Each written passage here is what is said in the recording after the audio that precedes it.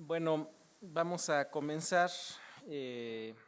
Seguimos con la mesa 1, Trayectorias Latinoamericanas, y en la sesión vespertina escucharemos a Natalia Erla Rosa, del posgrado en Historia del Arte de la UNAM, a María Fátima Moretti Couto, de la Universidad Estadual de Campiñas, y a María Soledad García Maidana, de la Universidad Nacional de Colombia.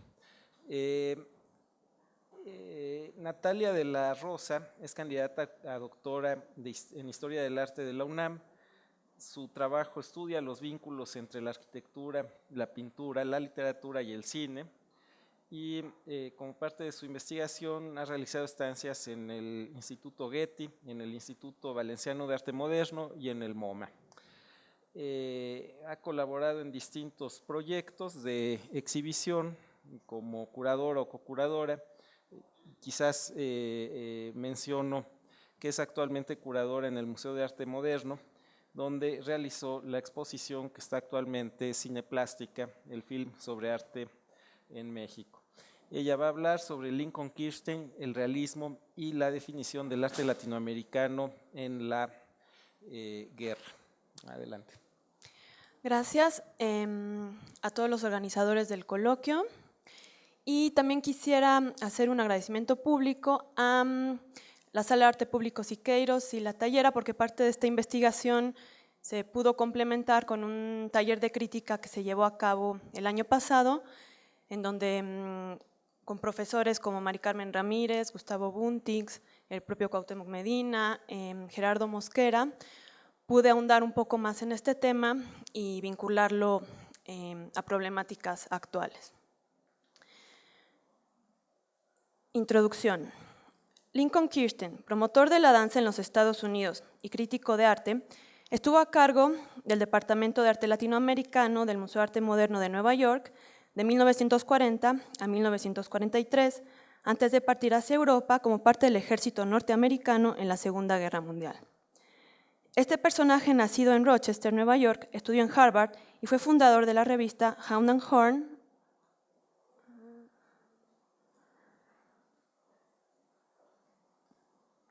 en 1927, donde colaboró con artículos sobre danza, pintura y literatura hasta 1934. Durante su estancia en la universidad, organizó junto con John Walker y Edward Warburg la Sociedad de Arte Contemporáneo de Harvard, precursora de lo que sería el arte moderno de Nueva York. En 1932 colaboró directamente en la exhibición Murals by American Painters and Photographers del MoMA, institución a la que estuvo cercana desde su fundación en 1929.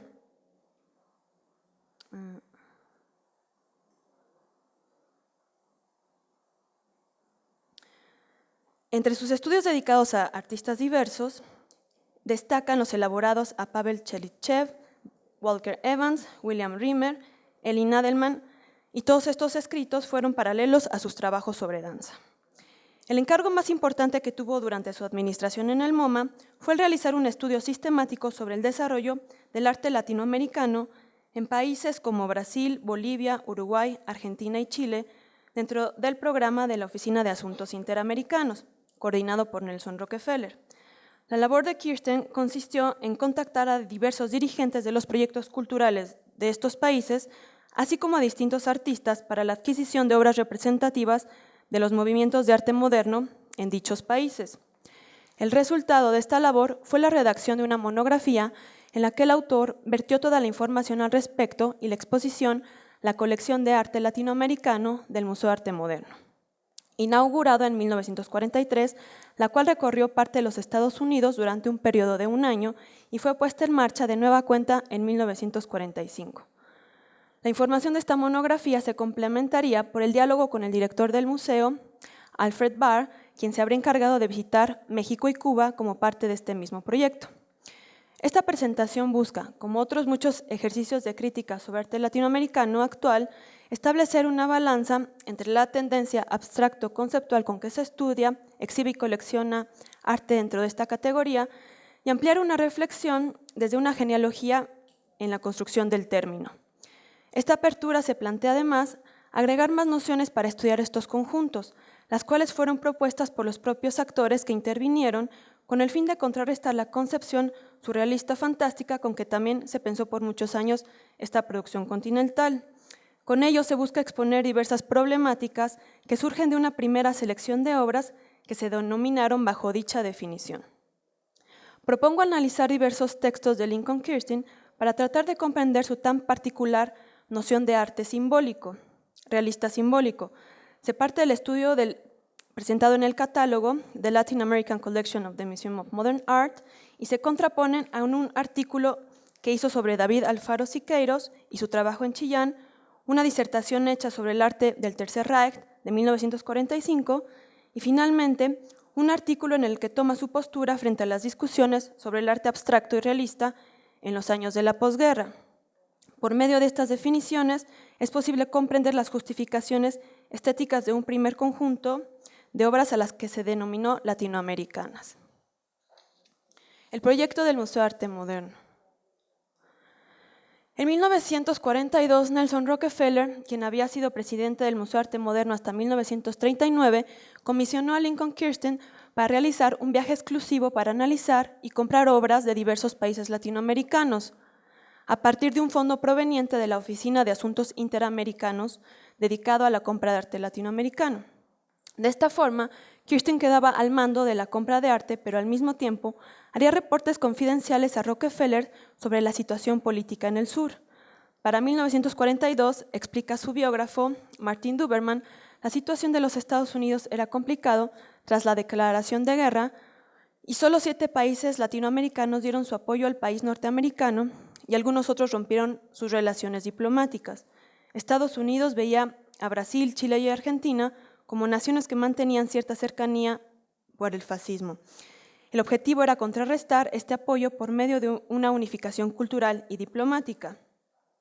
Desde el año de 1939, Nelson Rockefeller comenzó a tener un interés generalizado por establecer conexiones comerciales directas con América Latina. A partir de este hecho, se daba continuidad al programa iniciado con el New Deal bajo la política del buen vecino, establecida por Franklin Roosevelt en 1933.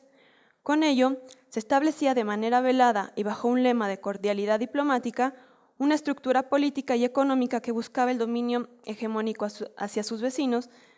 En este momento, la política del buen vecino quedó asimilada a manera de un compromiso directo con la causa aliada y como una preparación para la defensa norteamericana.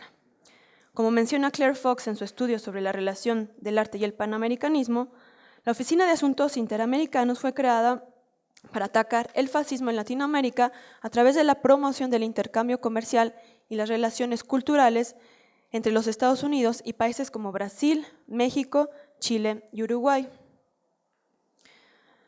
Como señala Gustavo Buntix, quien ha estudiado el viaje de Kirstein y una serie de intrigas y espionajes alrededor del viaje, el encargo de Kirstein corresponde a la construcción de la categoría Latinoamérica desde los Estados Unidos, asumiendo una dinámica norte-sur que formaba parte de un constructo ideológico.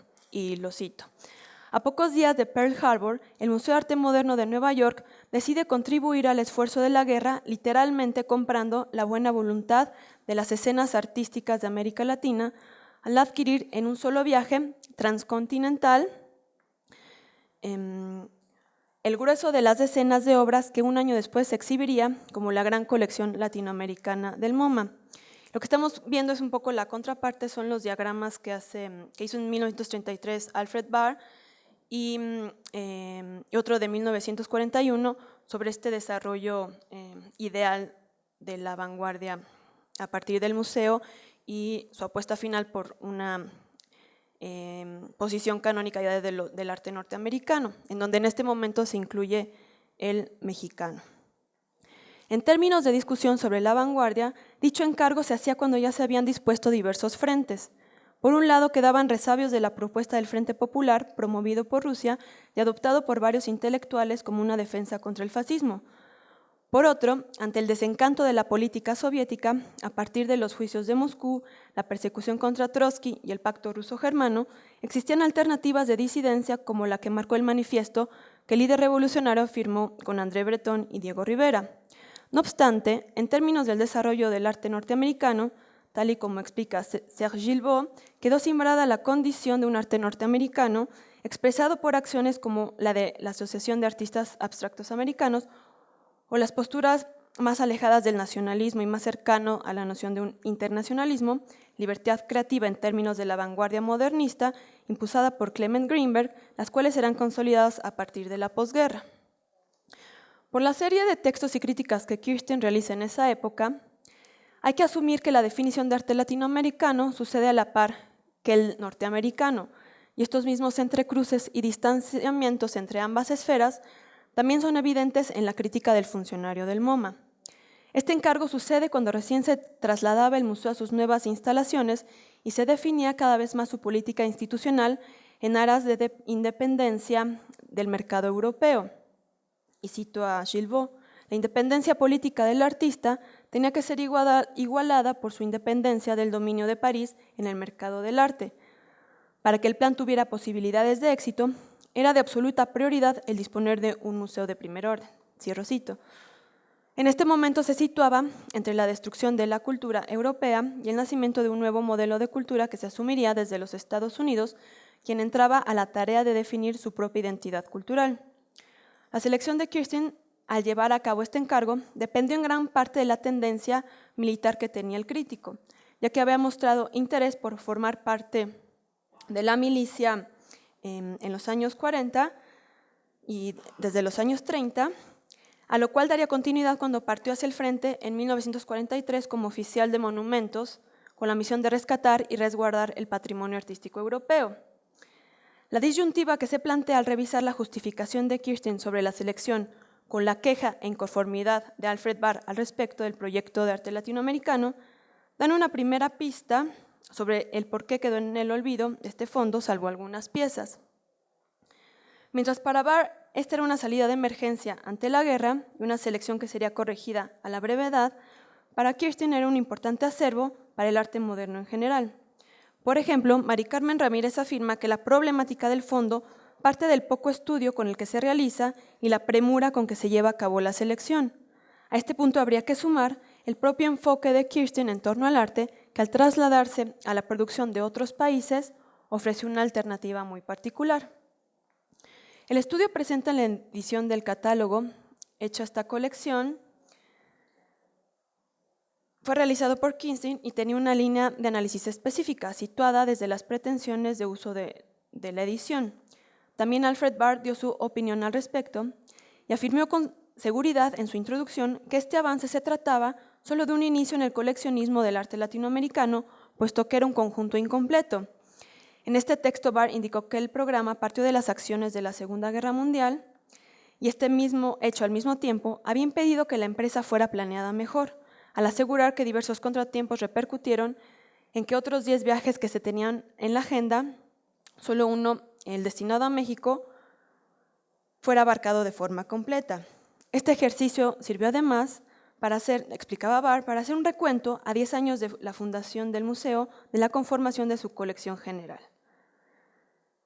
Y citó a Alfred Barr: errores de omisión serán reparados, errores de inclusión serán eliminados. A este campo de libre competencia, a esta empresa de las obras de arte vivas, el museo da la bienvenida a los recién llegados de otras repúblicas de América. El total de piezas que enumera el funcionario es de 3 frescos, 69 pinturas al óleo, 31 acuarelas, 35 dibujos, 94 gráficas, 49 pósters, 4 esculturas, 9 fotografías, con un total de 293. El texto se divide, como se mencionó, en las introducciones de Alfred Barr y Lincoln Kirstein sobre los casos de Argentina, Bolivia, Brasil, Chile, Colombia, Cuba, Ecuador, México, Perú y Uruguay. El catálogo expresa estas diferencias y el significado que representaba el programa dedicado a América Latina para cada uno. Las palabras del Barr al respecto dejan en claro el contexto de desarrollo de este amplio programa continental. Lo que está al fondo son este tipo de justificaciones de corte más militar que de corte de estilo o pictórico, en donde los documentos que realiza Kirstein a la par hablan sobre tanto un estudio de las estrategias alemanas en el territorio americano, como de los contraataques que harían por medio de esta selección de obras. Por ejemplo, uno de los contraataques que define es el que tiene que ver con la problemática racial. Y ahorita que veamos las imágenes de esta selección de obras, vemos de qué manera se relacionaron. Cito a Barr. Gracias a la Segunda Guerra Mundial y a la certeza de ciertos hombres a lo largo de nuestro hemisferio occidental, dejando caer nuestras anteojeras con respecto al entendimiento cultural que se había mantenido sus ojos en todas las repúblicas americanas en su relación con Europa, con apenas un reojo el uno al otro durante los últimos 50 años. Cierro cita. El nuevo proceso de reconocimiento hecho para el proyecto del museo comenzaba a ver otras latitudes, en este caso concentradas en el sur del continente. Barr definió de esta forma el doble valor que tenía esta publicación para la institución. Por un lado, daba muestra de la colección más importante de latinoamericano e de los Estados Unidos, inclusive remarcaba de todo el mundo. Por otro, a partir del texto de Kirstein, se daba cuenta de que la selección representaba el primer estudio sistemático en torno a la producción pictórica en América Latina. Las cualidades de dicha reflexión partieron de la unificación que se hacía del conjunto de obras, ya que la selección fue hecha en diversos países, pero las obras eran tomadas como un todo. Estas hojas también servían como justificación ante un descontento para la selección, como se mencionó anteriormente. La selección realista de Kirstein era necesaria para los momentos de guerra, pero no determinante para la concepción estética del museo. Se trataba de un momento en que la producción artística se asumía dentro de una línea oficial ante la necesidad señalada de defensa del fascismo. Aunque muchos de los ejemplos de obras hechos en estos países de América del Sur no fueron concebidas así, en su momento de unidad con la justificación de la compra y en su conjunción con otros ejemplos, alcanzaban ese estatus. Era una situación de emergencia en la que se borraban contradicciones ideológicas, lo cual propiciaba a unión de figuras y proyectos que en otras circunstancias no se hubiera dado. La estructura del catálogo antes mencionado repetía la línea explicativa de la publicación dedicada a 20 siglos de arte mexicano. Este mismo formato será reutilizado para construir la explicación general de todo el arte latinoamericano. Las secciones elegidas por Kirstein comenzaban con la presentación general del proceso de la conquista de América hasta el proceso independentista, continuada con el tema del arte moderno. Lo que voy a pasar ahora es, para no enumerar todos los artistas, estos son los actores con los que tuvo diálogo Kirstein. Entonces, lo que quiero remarcar es que tanto hay una condición de búsqueda por parte de los Estados Unidos de un discurso para su colección, pero también como demuestran, por ejemplo, Daphne Cruz en su tesis doctoral, es que también estas autoridades, en el caso de México y también en los países latinoamericanos, buscan un estatus de propaganda con estrategias propias en donde hay una serie de negociaciones. Entonces, va más allá de una imposición de un discurso hegemónico. Es un poco más compleja la relación. Y a continuación son el tipo de imagen, estructuras visuales que propone Kirstein, y donde lo interesante, ya que hay otra disyuntiva y ambivalencia, es que está incorporando el arte norteamericano en comparación con el americano. O sea, no está haciendo una distinción, sino que en la búsqueda de definición también de lo que era el arte norteamericano, está buscando un proceso de genealogía también y definición de esta producción. Entonces, tanto pone en una misma plana a Thomas Edkins como al arte argentino, este cuadro muy famoso de Sivori, va por cada género pictórico, para la pintura de historia, una pintura brasileña junto con una pintura que habla de la historia norteamericana, y lo mismo para el paisaje. Y los elegidos para el arte latinoamericano son estos que les voy a pasar rápidamente. Antonio Berni, que fue uno de los que más destacó en sus análisis. Petoruti, con el que tuvo ciertos choques y un poco de renuencia a incorporarlo.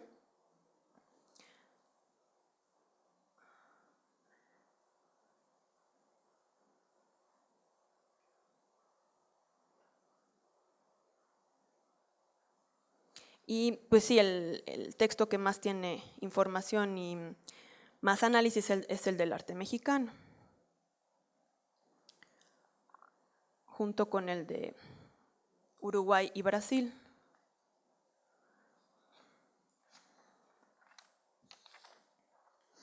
Aunque no aparezca en la monografía, en otro de los artículos publicados al respecto y en los reportes directos a Washington, uno de los ejes del argumento de la edición fue la elaboración del mural Muerte al Invasor por David Alfaro Siqueiros en Chillán, Chile, ya que correspondió de forma exacta a la estructura cultural de la Segunda Guerra Mundial en estos años, la cual estuvo vinculada al proyecto de los aliados y de los Estados Unidos en mayor medida, como parte de una maniobra de unión con la URSS.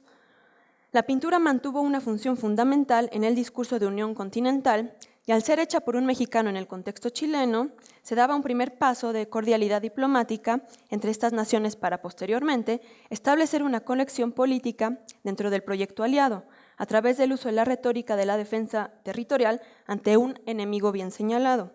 Además, dentro de los parámetros estéticos de Kirstein, esta obra representaba un descubrimiento en términos perspectivos y conceptuales comparables a los presentados en el Renacimiento y el Cubismo. Y bueno, estas son partes del mural que casi no se ven, pero son los retratos de los presidentes de Chile y México en esos años. Y con lo que más se sintió identificado Kirstein fue justo con este modelo dinámico, rítmico de Siqueiros, al ser un interesado en la danza. Sumado a este hecho, la obra de Antonio Berni, Club Atlético Nueva Chicago, también se asumió como una pintura que refería a la unión de distintos sectores raciales, geográficos y culturales desde la actualidad del hecho. Una vinculación entre distintos equipos y camisetas. Una obra, a decir de Gustavo Buntix, que contraria a la política racial nazi, promovía el mestizaje. El realismo que confirma es uno que denomina como humanista y sobre todo regional, ya que con ello logra dar sentido a una diversidad de artistas y rasgos culturales amplios. Y cito a Buntix: el efecto excesivo de realidad en Pearl Harbor remeció toda fantasía idealista del arte, explicitando una grave agenda política. Cierro cita. Para este autor, la selección de Kirstein se concentra más en la política, que lo alejarán de la vertiente purista, para proponer en cambio un arte humanizado. La empresa que se le había asignado veía por esos momentos una necesidad de un arte más cercano a los asuntos de los seres humanos antes que a los problemas estrictamente estéticos. Al analizar el discurso de este documento, resulta evidente que existe un fuerte impacto en las reflexiones de Kirstein y la obra de David Alfaro Siqueiros. Este es el artículo que le realiza, ¿no? La portada. Y bueno, este es uno de los diagramas que Kirstein ponía en sus ediciones sobre danza, donde se ve esta cercanía a la teoría dinámica de Siqueiros. Y esta justificación de la importancia del artista también refleja su análisis sobre los casos de Argentina, Chile y Bolivia, donde residían y trabajaban artistas que colaboraban con el pintor mexicano. En el caso de Argentina, indicaba el autor, Antonio Berni era el representante de la propuesta conciliatoria realista y popular, la cual señalaba en relación al muralismo local que se había desarrollado tras la visita del artista mexicano a Buenos Aires. Lo mismo sucedió con el boliviano Roberto Verdecio, quien era el pintor que mejor se vinculaba al momento de mayor experimentación de Siqueiros, al estar presente en sus dos experiencias en los Estados Unidos. Y como conclusión, y para desentrañar un poco más, esta es una fotografía también que le hacen a Kirstein donde se nota este interés sobre el movimiento, pero indicar que, bueno, tanto está pensando en su concepción de vanguardia y lo que es arte moderno, no nada más es una disputa entre arte realista y arte abstracto, sino que los estudios de Kirstein, por una parte, sí están, por ejemplo, en esta publicación, están a la par de lo que Barr consideraba contrario a la vanguardia, que era la denominación nazi, y su justificación a favor de lo que los alemanes denominaban como arte degenerado. Pero en otros puntos, Este es uno de los diagramas que hace Kirstein sobre lo que es arte moderno para él. Lo que vemos es una separación entre realistas y escapistas, y el arte latinoamericano estaría del lado izquierdo, a lo que nombra como entre el humanismo y el naturalismo. Entonces voy a dar solo una serie de concepciones a este respecto para concluir, y les voy a enseñar también un catálogo que hace en 1950, ya cuando tiene una ruptura con Alfred Barr, donde presenta las categorías que para él son importantes, como símbolo, real y realismo. Y lo interesante también es que aquí vuelve a equiparar el arte latinoamericano con la producción no nada más de Estados Unidos, sino de Canadá. Entonces tiene una variante geográfica interesante, donde está incorporando a México más bien en el lado norteamericano.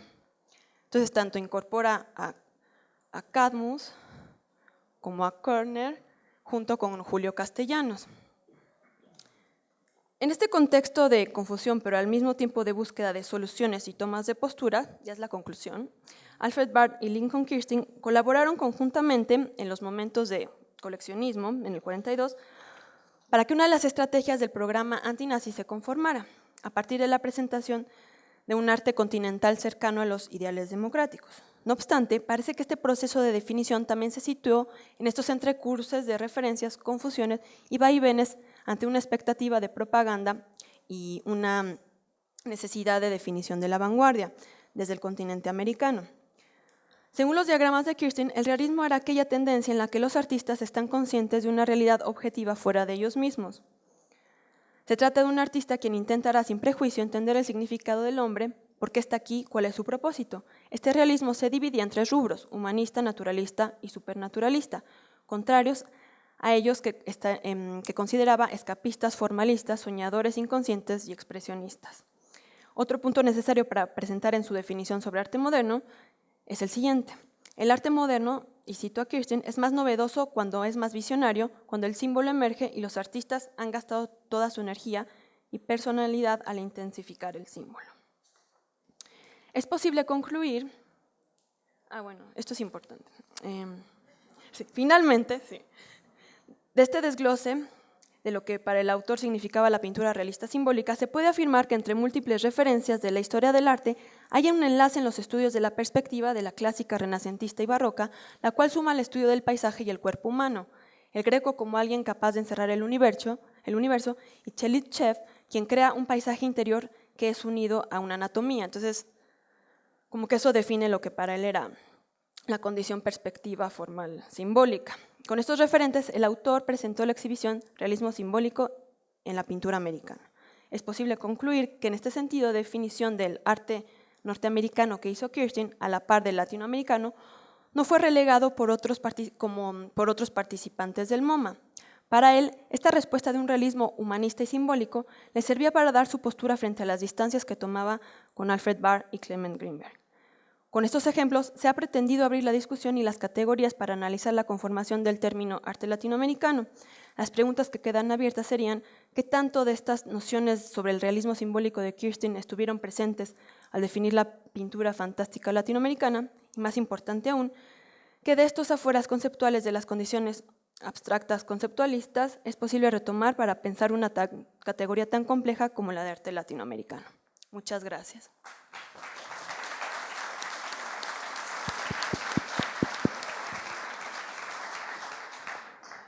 Muchas gracias.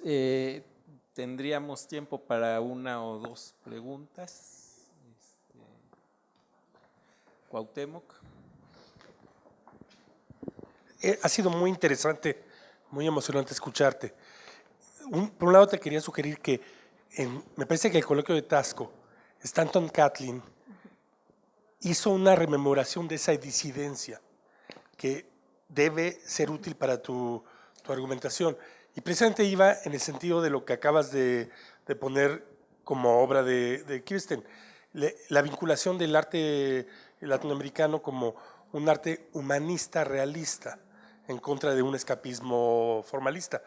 Pero la pregunta que te voy a hacer es algo que me tiene muy sorprendido porque realmente el material es extremadamente relevante.